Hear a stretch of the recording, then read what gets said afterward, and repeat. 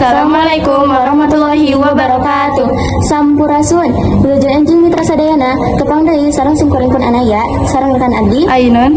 Dina program Warta Sunda TV. Sababaraha warta anu lebet beredaksi Sunda TV, bari dirugikeun dina 3 menit ka payun.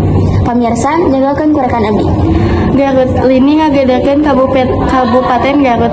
Ieu lini anu ukuranna M5,0 cenah asalna ti darat. Lini lumangsung Rebo tanggal 18 bulan September 2024. Isuk-isuk kira-kira jam 8.40 waktu Indonesia Barat.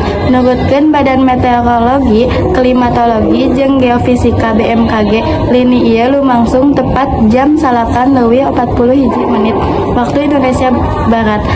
Ngalaporkeun tina kaca media sosial X maranehna sakumaha katinggalku detik Jabar Rebo isuk-isuk. BMKG nyebutkeun gempa ieu miboga magnitudo M5,0 lokasina di 7,22 lintang kidul 170 bujur wetan 20 hiji kilometer kulon Garut. Jarakna 10 km cek BMKG.